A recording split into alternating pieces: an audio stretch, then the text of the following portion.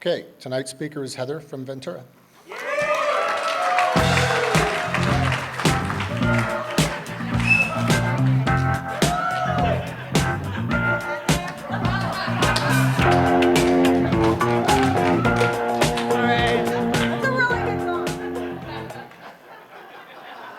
Hi, I'm Heather. I'm an alcoholic.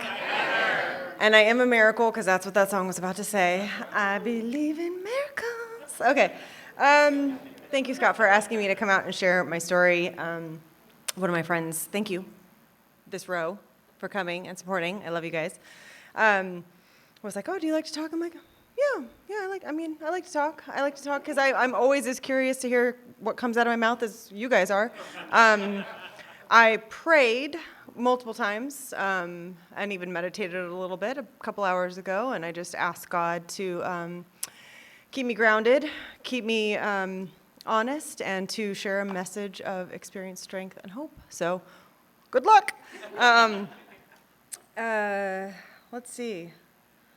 I will start out by saying, one, I'm feeling a little disconnected today, and two, I'm in the middle of a major growth spurt, which has been like the last 9 months of my life. And that's not uncommon for me. AA has not been like this for me. You know, AA is kind of like this, and then there's a little thing, and then there's a little thing, and as my sponsor always says, like my character defects weren't removed, they just get smaller, but I've decided to pull a few out and play with them. She didn't say that last part. I'm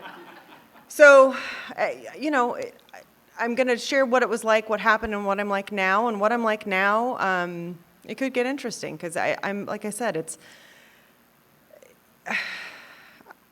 we'll just start from the beginning. Okay, so let's see. For my earliest memories are much probably like everybody else's. I was restless, irritable, and discontent from as soon as I could remember.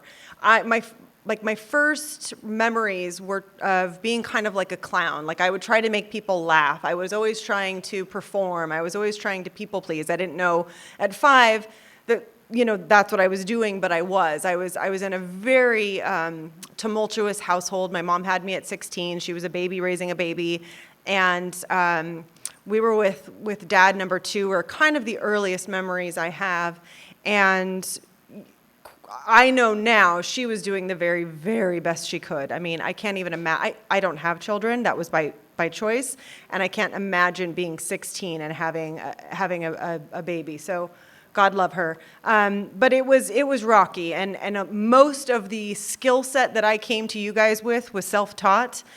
So it wasn't great. And so I performed a lot in order to get what I needed, which was love, affection, and attention. And it wasn't something that happened a lot in my household. Either my parents were gone because they had to work a lot to keep food on the table, or this is a generational disease. So I spent most of my childhood in angst, and I remember. She left that husband who I really, really liked, so much so I just adopted his last name without him ever adopting me, and that's the last name I have today, which is weird. That's not unlike my personality. And then we moved to Ventura. So we had lived up in the mountains, and we moved to Ventura when I was 8, and we moved in with her now current husband, and I hated him, and I hated her for taking me away from the dad that I really, really liked. And so I became, from what I remember, truly, truly like angry on the inside. Like before it was just I was uncomfortable on my insides, but now I have this deep-seated rage inside of me. And I would tell this man every single day, I hate you. I would go to school, I would tell my teachers I hate them. I'm like in 4th grade, and there's this box, like a tell me what you think box. What are those called? I'm also middle-aged, so words are escaping me. But you'd tell your teacher something in secret, and then the teacher would read it, and the teacher would pull it out, and I would leave every single day, I hate you.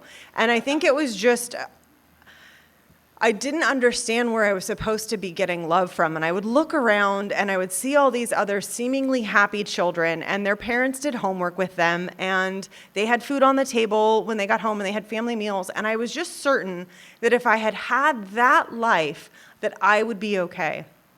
And we'll never know, because I didn't have that life. And then I spent the rest of my childhood like that. Finally, and here comes the win. Finally, I'm a freshman in high school. It's my very first week. I went to Boyna, go Bulldogs. And it was the first week, and I met this gal, and her older brother was a drug dealer, and I don't know how I found these people. It was as if they were sent to me.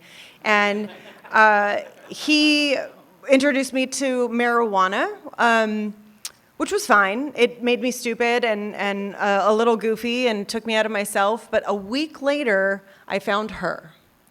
And her name was alcohol, and she came in the form of some wine cooler or something fruity and bubbly. And I was a blackout drinker from my first drink. I felt so good. It was the first time I had ever been able to like drop my shoulders, take a deep breath, and I just did not care about anything, because up until that point, I knew I was different, and I knew being different was bad, and I knew different somehow didn't equate to getting love. And so when I took this drink, I am one of those people. Some people are like, nothing really happened. It wasn't that remarkable. Mine was remarkable. My first drink changed my life. And I just went, full speed ahead, including that first drink. I remember the last thing I remember was it was dark out. I don't know what time it was. And I was crawling down the middle of a street in a neighborhood and just on all fours crawling and laughing and having the time of my life. And that was it. I had made a decision, whether I knew it or not, I had made a decision at that point that I was going to do anything and everything to stay that intoxicated all of the time. The reality for me is that I could not stand to feel my feelings, and alcohol was the solution. So that was back then. School started after a 3-day holiday weekend, so it was September. And by December of that year, I was in rehab. So I had found other drugs along the way. I really liked acid, but alcohol was my primary, stayed my primary. And so my mom picked me up from a dance one day, and I was loaded. I was high and I was drunk, and or picked me up from the dance that night. The next day I went, I don't know where I went, but I came home, and my mom was like, get in the car, we're going for a drug test. And there used to be a rehab out in Port Hueneme called Steps in Anacapa. It was like a dual, like youth and then adults. So I went to go get a drug test, and I did not leave for 28 more days. Cool. And, I'm 14, I think, right? I'm a freshman in high school. I think I'm 14. And I was absolutely not ready to let go of drinking, as you can probably imagine. I'm 3 months in. I had just found my solution. There is no way on God's green earth you are removing this thing from me, this gift from God. And so I did get a taste of Alcoholics Anonymous. They make you go through 1, 2, and 3, the steps in program. And so I kind of knew, I was wise enough to know that I could talk the talk really, really well, that people would kind of leave me alone. I also really enjoyed the therapy part of it. I loved talking about myself. I loved not being around my parents. I loved not being in school. Like, in all reality, rehab was a great place to be. I still had no intention of getting sober, but I really enjoyed the cush life. People were paying attention to me.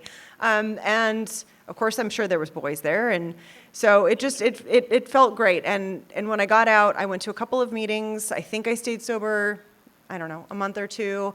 And then that was it.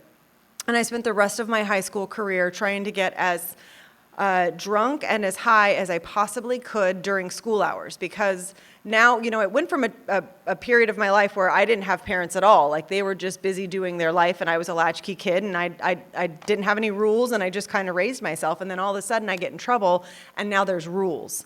And so the only time I could really drink and use the way I wanted to was during school hours. So I just ditched. And I remember there would be other times, like on the weekends, that I would sneak out or things like that, and I would always get caught. I'm a terrible liar, and I'm not good at getting away with things at all.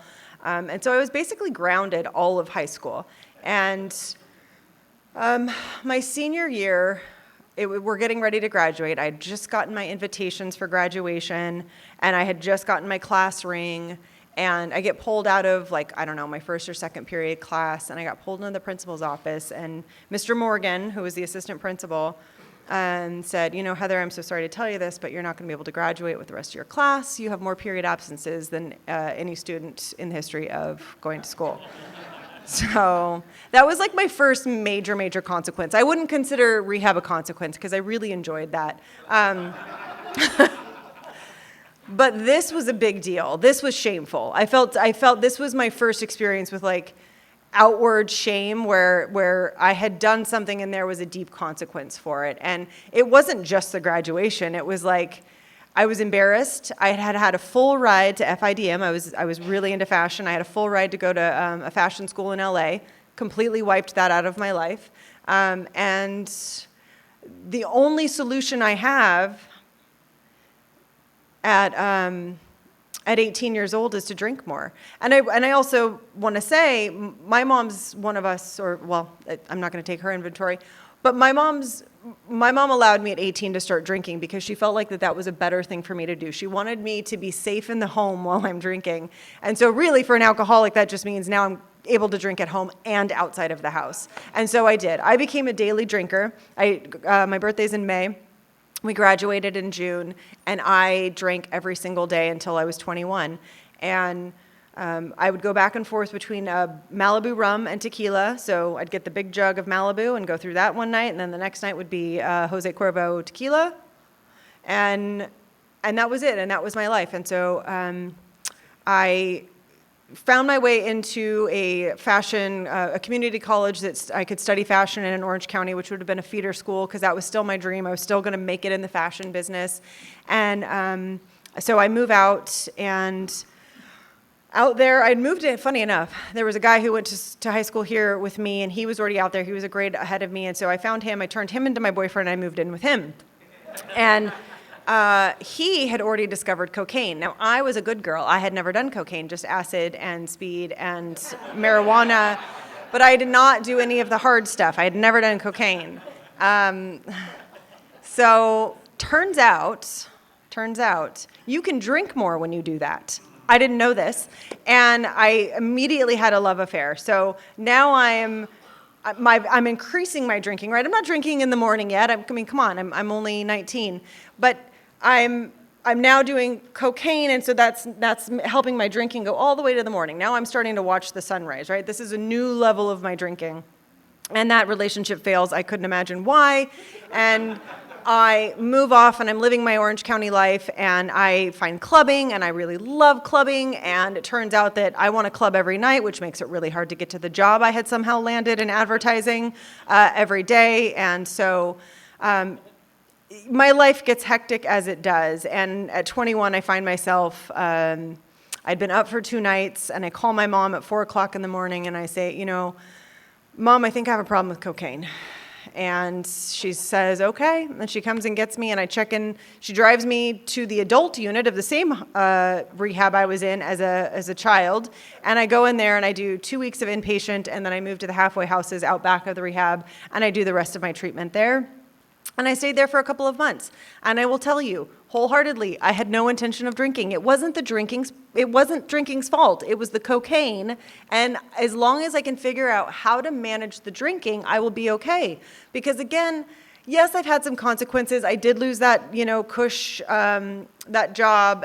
But I always seem to be able to manage to get back up. If I could just get a grip on the drinking, I'll be okay. There's no world in which I could have imagined having to live life with the insides and the brain that I had. It's not possible. There wasn't ever a moment where I was taking a sober breath. And so I ended up telling my boss, hey, I'm sober. And he says, great, come on back. And I moved from a halfway house to his mini mansion in Lido Island because he had just moved in with his girlfriend somewhere else. So he's like, my house is open, just take it. I mean, that's not the best thing for a brand new alcoholic in sobriety to have is a mansion and a new job, but that's how it ended up. And I think it maybe took me, I was 21, 2 more years of drinking, 3 more years of drinking, it took me 3 months once I moved back to Newport. No, not even 3 months, 3 days once I got back to Newport. I was drinking and I was doing cocaine again. So the rehab didn't work. It works if you want it, but I didn't. Okay, so now I've lost it all again, right? Okay, so I'm 24, I've lost it all again. I call mom, my poor mother. by this time, her drinking is close to mine. And so I say, hey, I'm coming home for the weekend. I lost my job. I got evicted from my apartment. Again, more consequences. And I'm going to come home for the weekend so I can figure it out. I had no intention of leaving. And I bring these trash bags and this dog covered in fleas and this car that's got a hole in the muffler, and I blew up the engine like several weeks later. I mean, I'm just not living life. There's no way that I'm functioning in the world as a regular human. I'm doing just my very best to survive. But it's okay because I've got alcohol and I'm fine. And as long as I have alcohol, everything will be okay. It doesn't matter that I don't have a job. It doesn't matter that I don't have a car that works. It doesn't matter that I, drank my way out of college. None of that matters. As long as I've got a drink, I'm okay. And I utilized the trick that I had used before, which is as soon as I moved back to Ventura, I found a guy. And the great part about him was he owned a bar and a nightclub. And I found my way into bartending at a different bar. So this worked out perfectly. And this is like where Bill talks about in the big book. He's like, I had arrived. This was me. I was 24 and I had arrived. I had a bartending job that you could drink at, and customers were encouraged to buy you drinks. I had a boyfriend who owned a bar and a nightclub, either of which I drank for free at. And there were years where I was homeless. I did not have an address of my own. I would just sleep on people's couches. I had a pink duffel bag, and everything I owned was in that duffel bag. And I will tell you, standing up here with all of my heart, I thought I was doing great. And in that job, I'm 24. I had that job until I was 29. I had been drinking every single day, basically, of my life, but that really that got the that got the ball rolling. I started to drink in the morning, and I'll get to the sober part here, I promise. I started to do like Sunday brunch, but like Bloody Marys, but like who needs the tomato? A vodka tonic is just as much of a breakfast drink as a Bloody Mary, and so that happened, I think, a couple years before I stopped drinking, and now I'm drinking literally around the clock. My last year of my drinking, I don't really remember.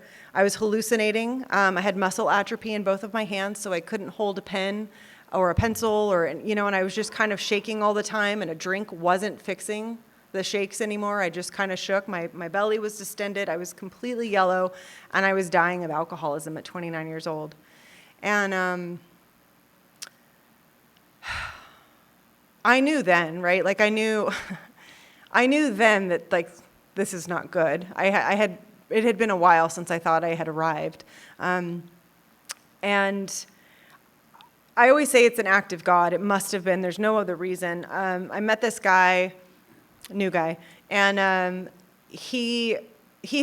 we started dating, and he went off to Europe for a couple weeks for work, and when he came back, I had lost my job, and at this time, I had been living with roommates for about 6 months. I lost my job and my house in one weekend. So he comes back from this trip, and I'm literally just couch surfing again, but like by this point, most people don't want me around. I'm couch surfing on like the drug dealer's couch, right? Like there's no friends that are lending me their couch anymore. I'm seconds and inches away from sleeping outside. And he comes back and I tell him what happened. I mean, the jig is up. There's no hiding it from this guy. I mean, I can only rotate 3 outfits for so long and not have an address to pick me up from. So I just said, I lost my job and I lost my house, and I think I might be an alcoholic. And he said, okay, my dad's in AA, and if you want help, I'll take you to a meeting. And I was like, okay. And it was kind of almost that simple. I was drinking a gallon of pop-off a day.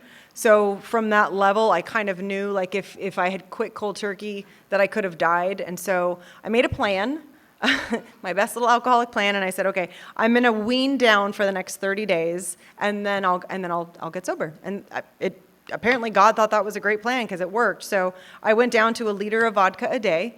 And on November 23rd, I took my last drink. It was very, very dramatic. I held it up in the air. I'm like, this is my last glass of vodka. And I took it. And at 10 o'clock that night, I was shaking and throwing up, and I couldn't walk. I lost all my muscle ability. And then 10 o'clock the next morning, I had a seizure and I went comatose. And I had made a deal with God before I took that last drink because I knew that you guys existed, right? Those couple times in rehab, I had been in the rooms, but I had never gotten a sponsor. I had never done the steps. I never got a service commitment. I had no idea what you guys actually did here. I just knew that people stayed sober here and seemingly were happy. But I was so far removed from the ability to feel those feelings that it just seemed foreign and, quite frankly, impossible.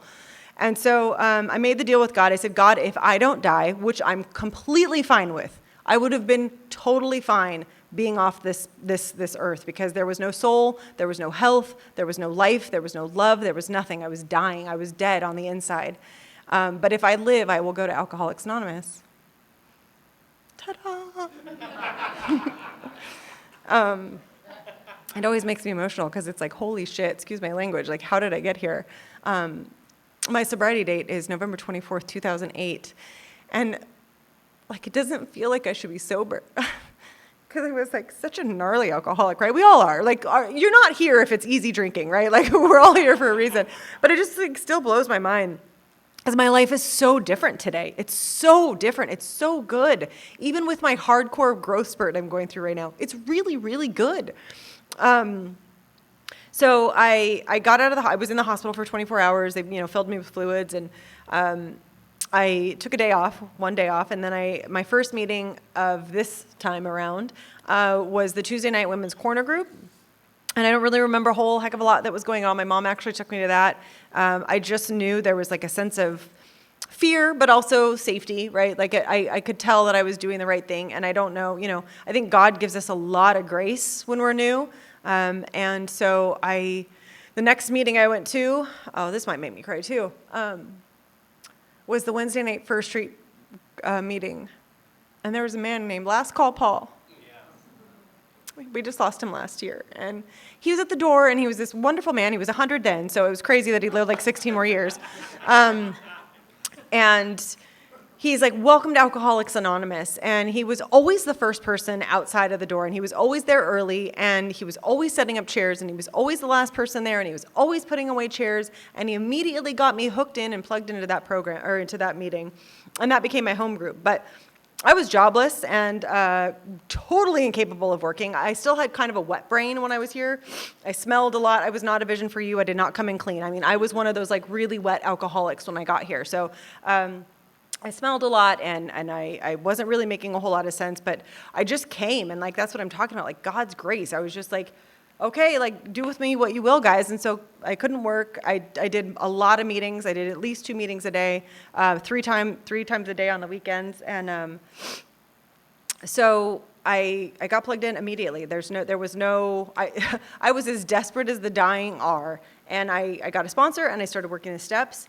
And my favorite thing, besides, obviously working the steps, yay, but I got a coffee commitment at that meeting. And I always talk about this because I had never had probably a cup of coffee in my life. I was a vodka drinker. We don't drink coffee, we drink vodka.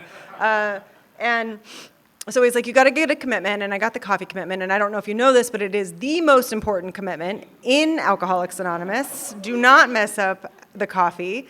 And it was a little coffee pot. I'm looking at those big ones back there, and that would have freaked me out. But it was a little, glass carafe, and I made coffee for that meeting. And the funny thing is that people started to get to know my name, and I knew their name, and I started to feel a part of. And it was the first time in a very long time that I had ever done anything for anyone else. I'm just out here trying to survive. Because remember, I love, by the way, happy birthday, Bruce. I love what you said about I'm just a scared little boy in an old man's body. Like, I'm a scared little girl in a 46-year-old body. Like, all I'm trying to do is keep her safe. And my best technique is to keep her drunk, right? She's scared of everything and everyone and has zero coping mechanisms. And so now the alcohol's gone. Now you're like, okay, to be here, you got to, put down the bottle. And so thank God there's steps. It takes a little bit longer. It's not instant gratification, but they do work as I stand here before you. I haven't had a drink in 16 years. So I got that coffee commitment, and I really started to feel a part of Alcoholics Anonymous, and it felt so good, and I was going to so many meetings that got a commitment at every single meeting I went to, because I worked Alcoholics Anonymous alcoholically. That began the journey of my people-pleasing, but that's a whole other program. So I started working the steps with a sponsor, and I did have what we talk about as a psychic change. Now, when I was drinking, I would have told you to your face that I'm an alcoholic, and if you have a problem with it, you can F off. And I was quite proud of that because I can own who I am, and I wore it like a badge of honor that I'm an alcoholic and I can drink you out and under the table. And what I didn't realize was what alcoholism really was. It's the obsession of the mind, the allergy of the body, and a spiritual malady. And coming to Alcoholics Anonymous and abstaining from alcohol removes that physical allergy, right? If I'm not putting it in my body, I'm not craving more. And luckily, a combination of service, unity, and RESPCT. That's not the next one that comes, but that's what came to my mind. Unity, service, and fellowship. I was able to get rid of the obsession pretty early on. The obsession went away almost immediately. So I was very, very lucky in that. And what happened? My life started to change.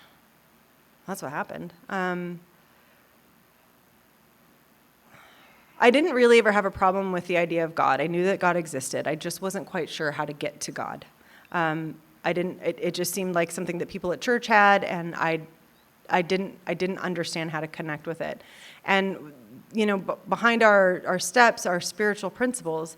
And I thought that spiritual principles were things that, there was no way I was going to be able to obtain. And then I realized, you guys tell me what these spiritual principles are, and they're things like honesty and open-mindedness and willingness and brotherly love and service. And I'm like, I feel like I could probably do this. And so I take direction fairly well, and I just started doing what you guys did. And as I'm going through these steps and I'm removing the obstacles in my life, and I'm getting down to the causes and conditions, the cause and condition of my life is that I'm disconnected from a power greater than myself. But I cleared away the wreckage of my past in a way that I didn't have to live in shame any longer. Alcohol led me through a lot of doors that I'm not going to talk about at the public level, but there was a lot of shame there. And it's like, how do you run around without a drink, with all this shame? You do the steps. You remove that stuff. And it's funny because I've had several sponsors, and I've sponsored several women, a lot of women, and I've never heard a story that was worse or better or less worse.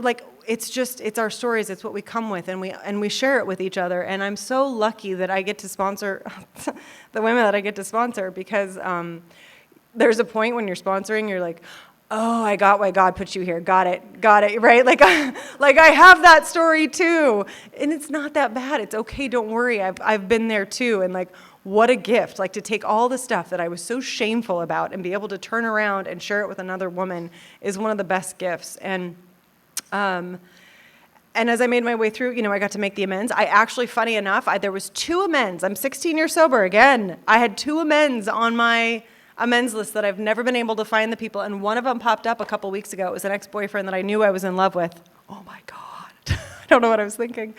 He popped up, and I got to make it like an amends to him, and of course he didn't want it, and he didn't understand it, and but I got to do it, and it was really cool because there was just another little piece of this blackout of my life, of this 2 years of dating this. He was the guy who owned the bars.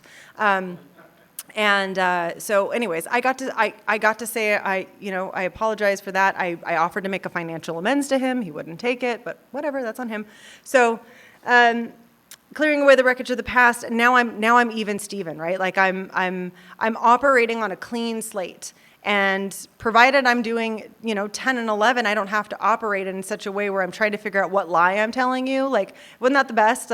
Okay, what did I tell this person? Did I tell you I graduated from college? Because I didn't. So I lied about that for years, not in sobriety. So I get to live my life in a way that I don't have to be in shame anymore, which is really, really great. And And service is probably my favorite. I got into action really, really quickly into Alcoholics Anonymous. And as you heard, I had a commitment at every single meeting I went to. It's just because it felt good. I'm a selfish alcoholic. It felt good. It felt good to give back. And I drank every day, all day long. So to be doing AA every day, nothing really changed. I like to tell the story about, okay, I've got 15 minutes. The insides I'll get to. I like to tell the story about the outsides. Because I think it's important. I am the kind of person who thinks I am unworthy, I'm undeserving of love, and nothing good is ever going to happen to me. And when I was little, all I used to dream about was having a corner office. I didn't know doing what, but I saw a movie somewhere and I saw this high-powered executive. It was a man, but I knew I could do that. I didn't know what, but I wanted to be a high-powered executive, and I wanted to have this big career, and I wanted to travel the world. And I used to talk about it from a bar stool, but I never thought any of that stuff could actually happen to me. And again, as I mentioned, I didn't ever want kids. It didn't ever appeal to me. I wanted a dog. I got that. Love of my life. And so at 16 years sober, I'm in a job. Okay. I don't recommend this. I was a bartender in sobriety. But listen, I prayed about it, and I talked to my sponsor, and I couldn't get a job anywhere. I applied to be a overnight clerk at Toys R Us. I applied at JCPenney's in the shoe department. I applied at Kohl's. I mean, I applied everywhere, and nowhere would hire me. And this restaurant called Wood Ranch opened up, and I was at this point, I'm like running out of money now. Magic checks would show up every now and again, and my boyfriend and my mom were kind of helping out. But like really, I was not paying my own way through the world. And so I talked to her about it, and she was like, you're really spiritually fit. Like you can do this. And I was like, okay. And she's like, if that changes, we'll have another discussion anyways. So I become a bartender at a restaurant, and it's great because I was working 5 days a week, and I was able to go to a meeting every single day. I was able to keep my commitments. And here's the funny thing is you just never know what God's going to do in your life. And this is why I love telling this story. Multiple people at that restaurant saw and knew I was sober because it was early sobriety. So I was telling everybody, which I don't recommend, but I was telling everybody that I was sober. And multiple people, one while I was there and two after, reached out to me on Facebook, and they're sober now as a result of seeing me as an example of the big book walking around doing life sober. And how cool is that? And I treated that job the way I treated Alcoholics Anonymous. I showed up early, I stayed late, and I did the work you paid me to do. And as a result, they promoted me to like a trainer, like the lead trainer, and I wrote a training manual for them, and it was really neat. And then about 3.5 years in, and I'm praying to get out of the alcohol industry. I'm like praying. I'm like, God, come on, there's got to be something more. And one of my friends comes up to me, and she's like, we've got this position opening up. It's for a trainer in the automotive industry. We do all the advertising and sales for them, and would you do that? And I used to be in advertising and automotive the automotive world for advertising in Orange County, and now I have all this training experience at this bar job, and the two combined, and I was like perfectly fit for this job. And like it just showed up right in front of me, just bink, there's the job. And so I did that, and I did what you guys told me to do. I showed up early, I stayed late, and I did the job I was supposed to do. And she ended up promoting me to like the director of training for that company. I was with them for 4 years, and I was flying all over the country, and I was like, how the hell did you guys give me this job? Like, I mean, it's only years ago that I was like, face down in a gutter. So I'm like really loving this, and I'm still like wildly active in Alcoholics Anonymous. I was going to meetings in Texas because we had another location out there. I had a home group in Texas, which was fun.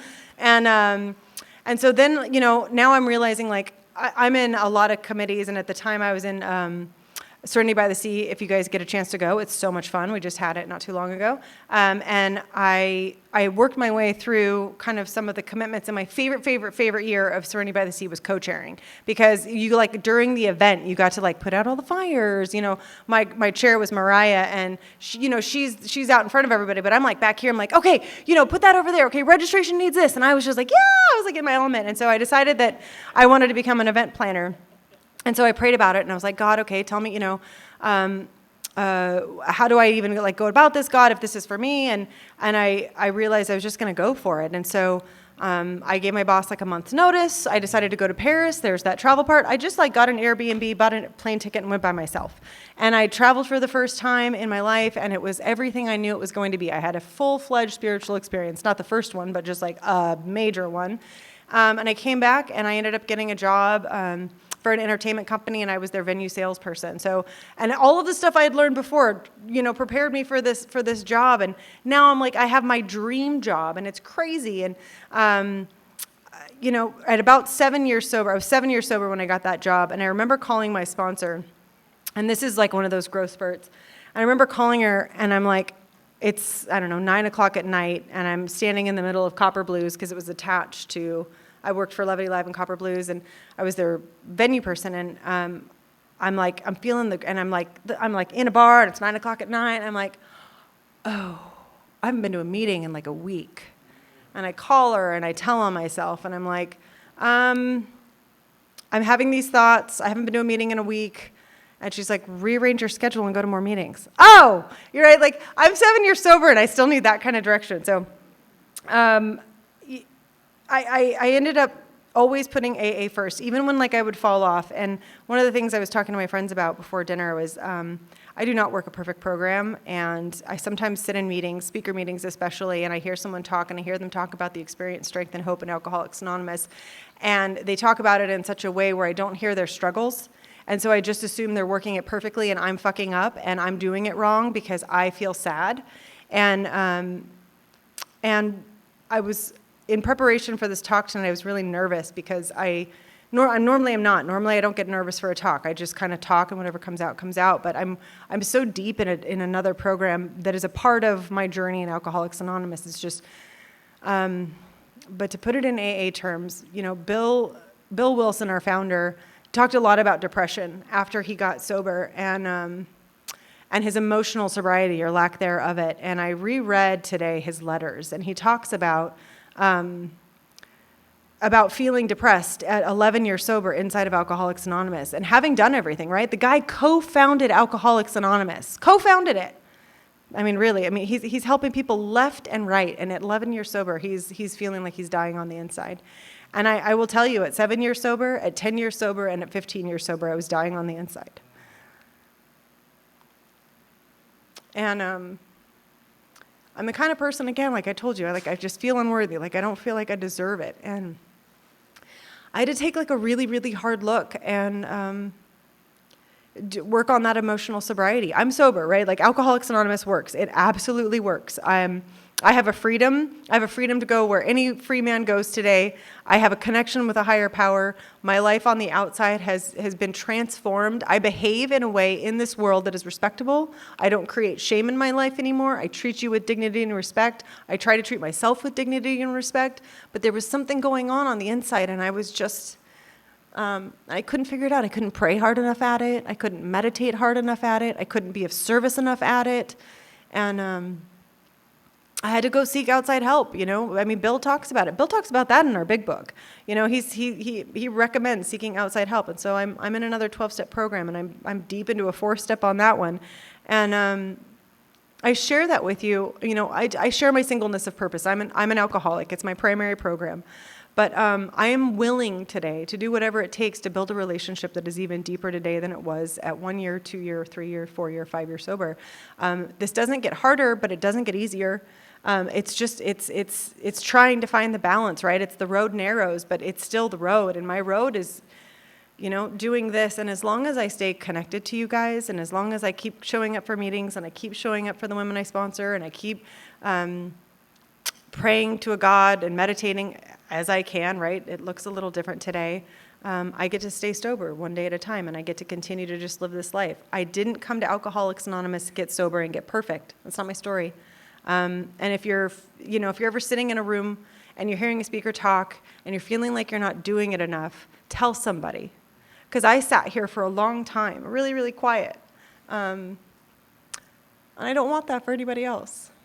So today I feel a little better on the inside. I'm doing the work. It's a growth spurt. but my life is deeply better. I now have an even better dream job, and there's a lot of hurt in the world right now, and I get to work at a place that addresses that. And I work with two other women in recovery that actually work at my job, and I get to go talk to them when I'm having a bad day. Like, God's always taking care of me, whether or not I can feel it. God is always there. That's, I guess, maybe another message I'm supposed to be sharing is like, even when I can't feel God, God is still there, and I have the evidence to prove it. I've been through some gnarly stuff. I got married and divorced in Alcoholics Anonymous. I've had breast cancer in Alcoholics Anonymous. I've moved in Alcoholics Anonymous, away from you guys. I moved for a year to Iowa. Part of the journey. Got to move back right before COVID, thank God. Been through COVID. Oh, that was gnarly. How many of you guys got sober during COVID? Oh, COVID babies, I do not envy you. The internet world, oh my God, Zoom, there's nothing like it. But I'm so glad to see you guys here. And for the newcomers, I apologize I was all over the place tonight. That's part of the deal. Sometimes I'm messy, sometimes I'm all over the place, but what I found here is a design for living that really works. It's changed my life. I feel so grateful every single day that I get to be sober. Even on the hard days, I'm grateful that I'm sober. And my life is tremendously better. So, wait, I was going to finish. Wait. I travel all the time now, you guys. I tell you about the outside again because I didn't think I was worthy of anything. And I have been to Paris, to Costa Rica, to Kenya, to Italy, to Mexico. I'm going to like a European Christmas market thing next year. And I get to do all of that sober. And that's really important because I thought when I got here, my life was over and I was never going to have any fun. And now I go out to dinner with my friends and we come here speakers talk and we go travel together. I traveled with my sponsor twice. We went to Kenya and Greece together. I've traveled with this one and we went to Italy together. It's really, really fun in Alcoholics Anonymous. So, get good on the inside, get good on the outside, and get some fun in your life because AA really works. Thanks.